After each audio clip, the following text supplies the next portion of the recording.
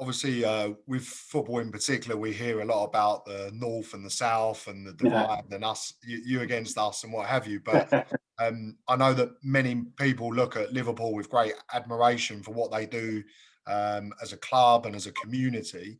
Um, what does it mean to you as an individual to have kind of had that opportunity to play for a club of such stature and to never have it taken away from you?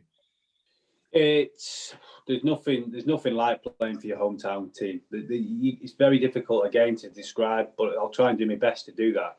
It's about not forgetting where you came from, and even the top players. We can speak about them. Steve McManaman was probably the first one I kind of seen coming up as a young player and went, "Wow, what a player!" And Macca never gets the kind of chat that a lot of other great players gets. But Macca was an unbelievable player, and also for all those young lads. If you think about it, Macca was a young lad then. FA Cups, and he was still winning bits and pieces. Right when Liverpool was struggling at that point. So people like Steve McManaman go under the radar a little bit. But I know as a young player, he would be always, even though he was in the first team dressing room, he'd be one of the lads because we used to get trained at. We were at the training ground, then we used to get changed at the actual ground, actually at Anfield, and then we get a bus down to Melwood. So that's how it was. And Macca doesn't forget things like that. So he was a young player, just got around the first team. He would always come in and have a chat with us. See how we're getting on. How's it been? How you enjoying training?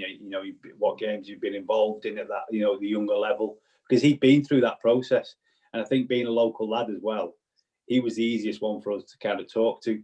And even talking, just going back to Macca quickly, one of the first people to come and see me when I was in hospital, just like randomly, it was like I was in Liverpool, in Leeds, and all the everyone in the wards just looking around, going, "Steve McManaman." I was like, "Yeah," So he's never forgot where he started, and even the help he's given me right from the start, and as a club, because that's what Liverpool do, support everyone. It's just been.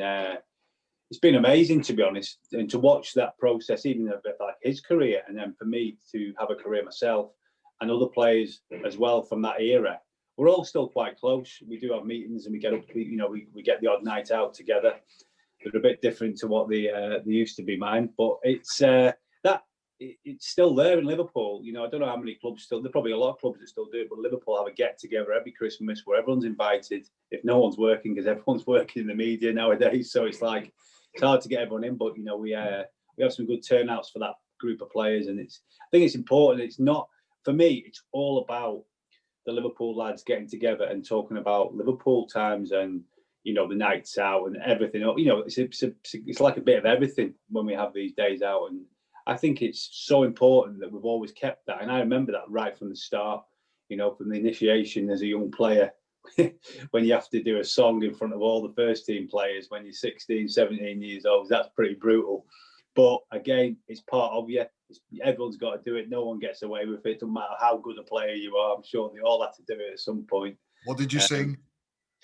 I think I was a bit of Mustang Sally. I think I think I did a couple of songs, to be honest, because the first one they threw a lot of beer and wine at me at that point. I'm trying to think it. I think it was Rhinestone Cowboy, something ridiculous. It was like there was a couple of songs I just thought, oh no, because it was always that fear factor. Because at the end of the day, you've got all these players around you. You're like, oh gosh, and it's not like you're trying to impress them. You just want to be yourself, but it's hard when you're surrounded by all these world famous footballers, and you're kind of at the start of your journey. Next thing you know, you're having to sing a song in front of them, and they're all throwing ale at you and stuff. But do you know what? That was part of it back then, and I actually loved it. And someone like Ian Rush or John Barnes throwing a glass of beer over me, I was buzzing. No, I wasn't one of those who was complaining about it. And I remember Johnny Barnes, he didn't like it. He used to complain quite a bit, but for me, it was just like, wow, I don't mind being swilled by Ian Rush or John Barnes. I'll get on with that.